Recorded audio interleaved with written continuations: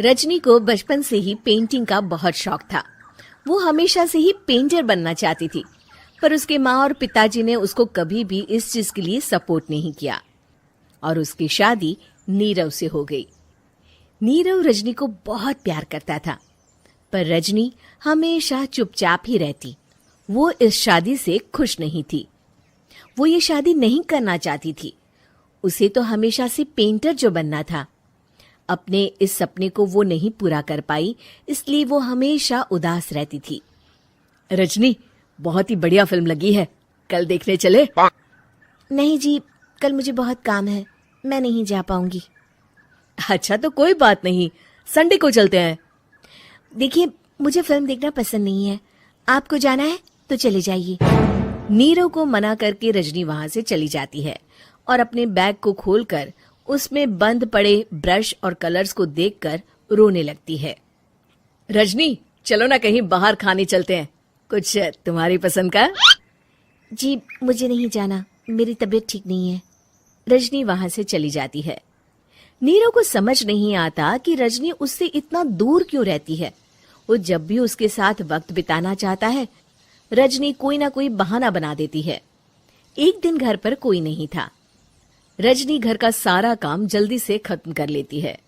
घर पर अकेले होने के कारण वो सोचती है कि वो आज पेंटिंग करेगी। वो अपने कमरे में जाकर पेंट ब्रशेस और कलर्स निकालकर जैसे ही कलर मिक्स कर रही होती है कि दरवाजे पर बेल बज जाती है। अब कौन आ गया इस वक्त? इतनी मुश्किल से तो मुझे पेंट करने का मौका मिला है। रजनी दरवाजा खोलती है तो उसकी सास अपनी सहेलियों के साथ खड़ी होती है और सब घर के अंदर आ जाते हैं। अरे बहू, सबको शरबत बनाकर पिला दे, बाहर तो बड़ी गर्मी है। उफ। जी। रजनी पेंट ना कर पाने से उदास हो जाती है। उसे गुस्सा भी आ रहा होता है कि उसने इस शादी के लिए हाँ क्यों कह दी। वो रसोई में जा रही होती है कि उसकी सास उसे रोकती है।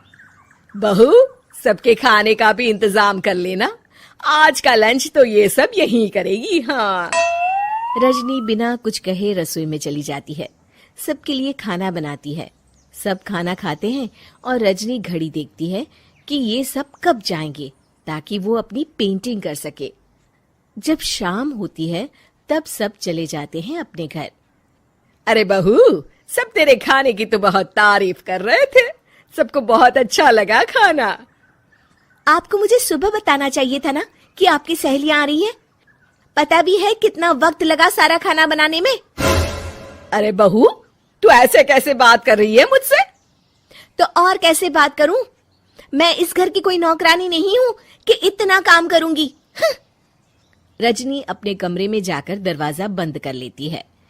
शाम को जब नीरव आता है तो उसकी माँ उसे पूरी घटना के बारे में बताती है। क्या रजनी ने आपसे इस तरह बात की माँ? हाँ, और पता नहीं उसे क्या हो गया है, शाम से बाहर भी नहीं आई है। मैंने तो कई बार आवाज दी, खाना भी नहीं खाया उसने। तू ही बात करके देख ले बेटा। नीरव अपने कमरे का दरवाजा खटखटाता है। रजनी, दरवाजा खोलो, मैं हूं। रजनी दरवाजा खोलती है और फिर वापस जाकर अपने बिस्तर पर लेट जाती है। रजनी, माँ से बात करने का ये क्या तरीका है? मैंने कोई गलत बात नहीं की है। अरे तुम क्यों ऐसे बर्ताव कर रही हो सबके साथ? क्या तुम इस शादी से खुश नहीं हो? रजनी कुछ नहीं बोलती।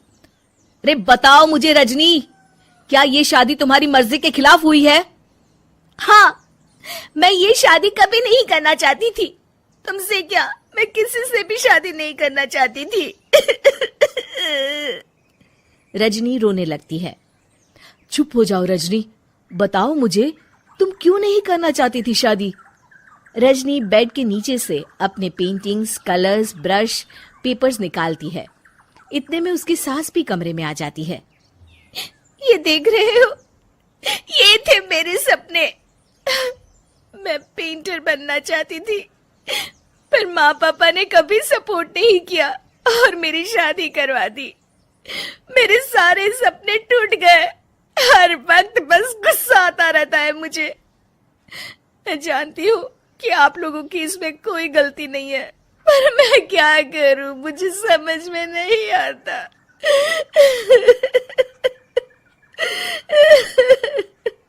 रजनी फूट फूट कर रोने लगती है।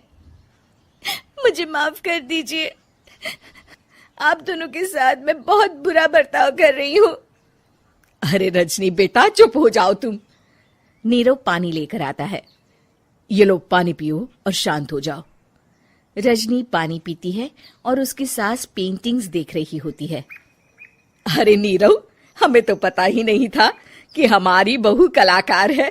अरे कितनी अच्छी पेंटिंग्स बनाई है, देखो तो। ये वाली तो मैं अपने कमरे में ले जाऊंगी। आपको ये पेंटिंग्स अच्छी लगी? अच्छी नहीं, बहुत अच्छी लगी। और तुमने हमें बताया क्यों नहीं?